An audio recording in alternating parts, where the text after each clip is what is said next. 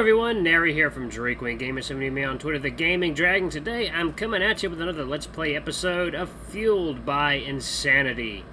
Now, last time we left off, we had just run into Jeffrey's ex. I think his name was Jess, or Jesse, perhaps. And he is a femboy-looking cheetah. Oh dear, what have we gotten ourselves into this time? What drama shall unfold on today's episode of Fueled by Insanity? I don't know. Let's see what happens, shall we? Alright. Alright, next line. Okay. Wolf? You're worrying me. Is something wrong? I take a deep breath, quickly trying to sort out how to respond. All I can remember about Jesse right now are positive memories, yet emotionally I feel hesitant and almost afraid. For some reason, I feel like I've done something wrong, as if I've caused the rift between us before I left. So I do what makes the most sense to me, and apologize. I'm sorry. I'm not quite sure what I'm apologizing for, but I feel like I'm supposed to, so I do. For leaving? Is that what I'm sorry for? I don't know. If he says it is, then it must be... Yeah... Hey, don't worry about it. You're here now, right? I gaze up into his eyes, hoping my anxiety will go away, but it doesn't. I don't know what I want right now. Him being here, I think I missed this. Blah, why am I so conflicted about seeing him again? Wolf. He surprised me by pulling me in for a hug. It feels nostalgic, I think. It brings back memories of safety, of knowing that everything will work out, and of knowing that I'll never have to worry about being alone. At the same time, though, it also brings back feelings of anxiety, fear, and uncertainty. Jesse breaks off the hug and takes a step back, keeping a hand on my shoulder. What's on your mind, Wolf? You know I care about you, right? Maybe he's right. Maybe I am acting weird. Maybe I should relax a bit more. I do my best to push back my negative feelings, hoping to do things right this time. Even if I can't recall what went wrong between us before, I should be able to avoid doing it again as long as I don't say anything dumb. It's good to see you. It's been a rough past few weeks, but I'm doing fine. How you been anyway? It's been what, a month now? Jesse shifts, feeling seemingly uncomfortable with me asking. Oh, you know, everything that can go wrong has gone wrong. What happened? Well, first off, you told me you weren't sure if you wanted to stay with me, so I moved out and back in with my parents to give you space. I'm also failing 2 of my classes now because I've been worrying too much about you, and today I finally came out to my parents. Oh, I think I remember you telling me you were worried about doing that. How'd that go? They kicked me out. Said I have until next month to move out. Oh, that's not good. Yeah, well, that's just how my life goes.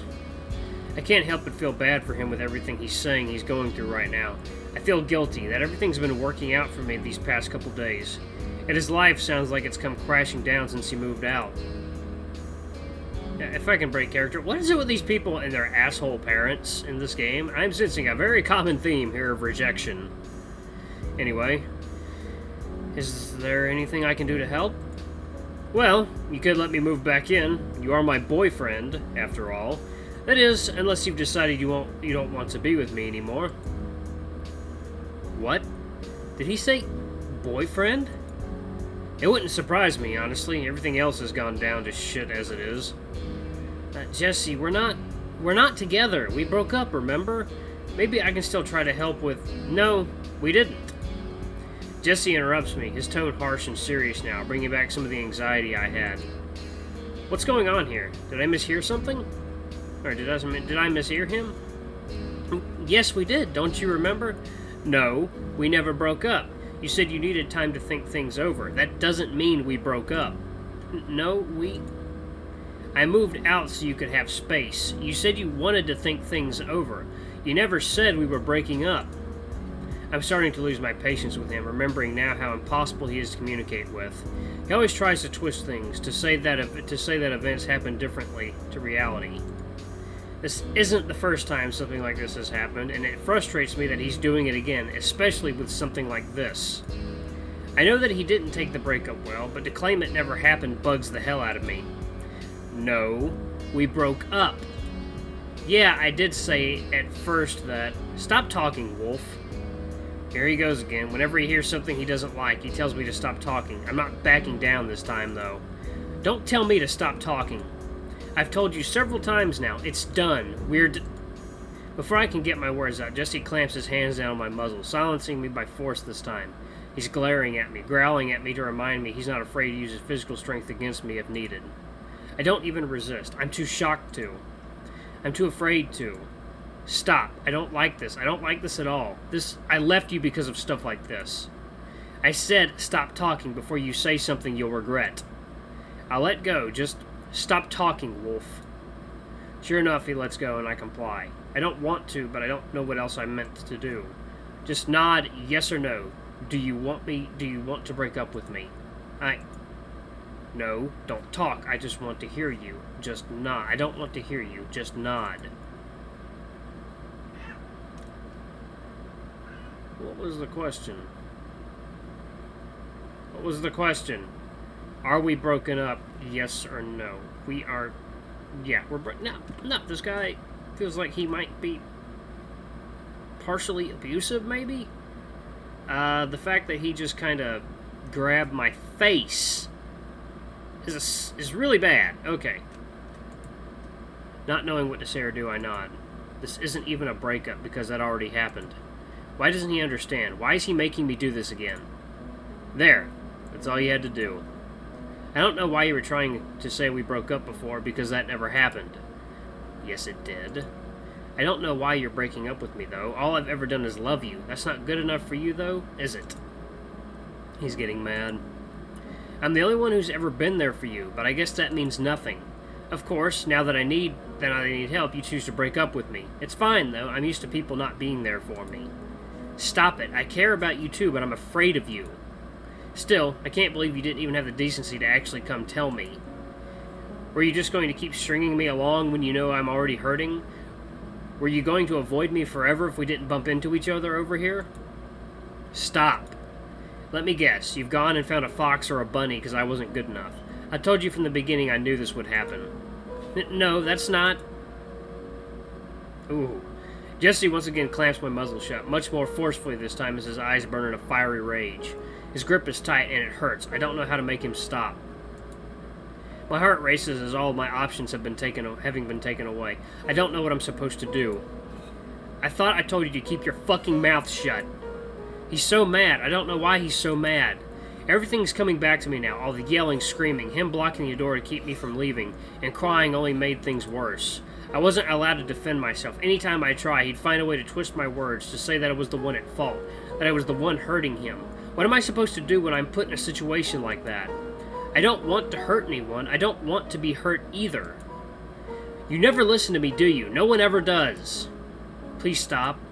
I was already having a shit day and now you've made it worse. All I've ever done is love you and this is how you repay me? I'm scared. Please stop. What the fuck is going on here? Jesse lets go of me as Daren growls at him. I don't think I've ever seen my brother so angry before. This is real. This is a bad situation. Daren wouldn't get this mad if something wasn't wrong. Ha! I knew it. I fucking knew it, you slut. Why am I always right about these things? I don't know who you are, but you need to leave. Oh, sorry. That was Daren. I'm sorry. Oh, I thought that was the other one. I'm sorry. You didn't even tell your new fuck buddy about me, huh? Did I seriously mean nothing to you, Wolf? I am his relative, dickhead. Oh, so you're the useless sack of shit he told me about. The one who did nothing here for him while I took care of him. Please stop. Jesse then turns towards Ted and scoffs at him. That means you must be the new fox whore he's replacing me with. Please stop. Security? Ted manages to do possibly the most sensible thing he could in this situation. By yelling out for help, a few other customers as well as a couple of employees make their way over, spectating from a distance. It's enough to get Jess to back off. Fine. Have fun with your new fox. It's obvious you never loved me. He then turns back towards Ted once more with a creepy smirk on his face. That bitch is your problem now. With that, he walks off, Daren growling at him the entire time. Hey, you okay, Jeffrey? I don't know. Here. Daren walks over and gives me a hug, and I don't move. I just stand there, shaking. I can't process anything. I can't function. I'm here, but I don't feel like I am. Ted's watching me. He looks concerned. I can't stop shaking. What even happened here? I want to go home. We'll go home. The drive home is a blur to me. Daren spends most of it reassuring me that I've done nothing wrong and that Jesse needs mental help. I want to believe him, but I can't shake the feeling that I screwed up, that there was something I could have done better to stop him from having an outburst like that. Ted's quiet the whole way home. I don't think he even knows what to say. I don't either, really. I stay in the front room just long enough to drop off a couple bags of groceries before making my way back to my room. The first thing I do is climb onto my bed and lay down, curling myself up into a ball. I don't want to deal with anything. I just want to shut everything out. I hear a knock on the door, but don't respond. Hey, are you okay? I look up from where I'm lying and realize I must have forgotten to shut the door, as I didn't even hear Ted enter the room. He sits down next to me, studying me, as if to gauge how I'm doing. Hey, that was a dumb question, huh? Ted cautiously rests a hand on my side, gently patting me. I recoil at first, not expecting it, but then relax, knowing he's not here to hurt me. Sorry, I've not been saying much. I don't really know what happened. Was he your ex? I nod. He didn't seem like a good person. It must have been tough seeing him again. He didn't used to be like that. I close my eyes, thinking back to when we first got together. He used to be nice, and he helped me with stuff. He took care of me when I got sick. He made me feel safe, like I'd never have to worry about being alone. Ever since my mom died, I've been afraid of being alone. I don't know. You won't be alone. Why's that? Well, Daren's here for you, right? I'm here too. Ted sets both of his hands on his lap, twiddling his thumbs as he speaks. I know I mentioned it earlier, but after my parents kicked me out, I was alone. All because they didn't want a gay son. That was 3 years ago. I was alone that whole time. I mean, I had coworkers, of course, but that wasn't the same. I had no one I could talk to about anything. I had no one I could call a friend or family. But that's okay, though, because you know what? What? I knew I wouldn't be alone forever. I'm not now, after all, and you aren't either. I'm sorry that happened to you. There's nothing to be sorry for. I'm trying to show you the positives, that you're not alone. Even if you felt like you were at the time, you aren't anymore. You don't need someone like that in your life to not be alone. I'm not sure what I should say or how to respond, so I don't. I have no words right now. Oh. To my surprise, Ted lays down next to me, holding me in a gentle hug. I hug him back, resting my chin against his shoulder, taking comfort in having someone here for me. Besides, you made the mistake of bringing me along, so now you're stuck with me. Seriously, you brought a homeless guy into your home. I think your standards for finding a roommate may need some reevaluating. His sudden shift in tone earns a chuckle from me. I guess in your defense, I let a homeless person into my home first, and that was after I caught you stealing food, so I think I'm doing worse on that front. Hey, it was only one muffin. A muffin for you, a home for me. That makes it sound like you're living in the muffin. Maybe I am. I can't stay sad when I've got Ted being silly and joking like this. It's a good thing. It's taking my mind off of earlier, at least a little bit. Thanks, by the way. For the muffin? No, I mean, yes, for the muffin, but also for being here. Of course. You seem like you needed someone, so why shouldn't I be here? Thanks. I hug Ted tighter now, happy to have someone here with me. He's right. I'm not alone.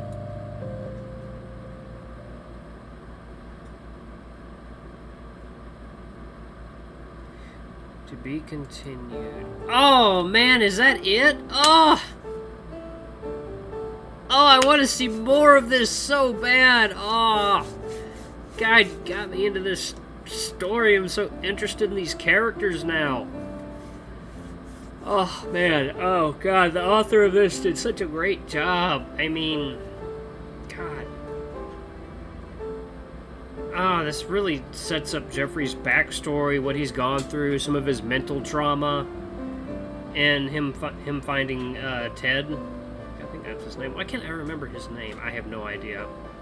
But him running into Jess, whatever, at the supermarket, and you get to see how abusive that relationship was. And I don't know. I'm kind of interested in knowing more about Jesse's backstory and how he got to be as aggressive as he is, because Jeffrey said that when they were in a relationship together, that he was different, that he was nicer, calmer, but now he just seems like, I don't know, he seems like a grade A asshole.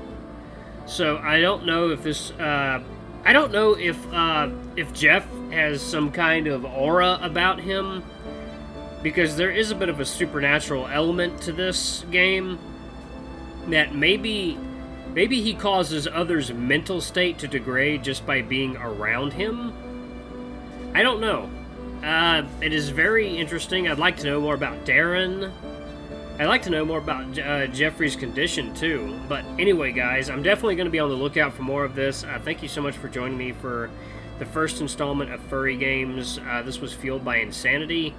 I really hope to see more of this in the future. I think the creator did a great job. He's great writing skills, good character art, and it was a joy, it was a pleasure to play this game, and I hope to see more from this person in the future. But anyway, guys, thank you so much for watching.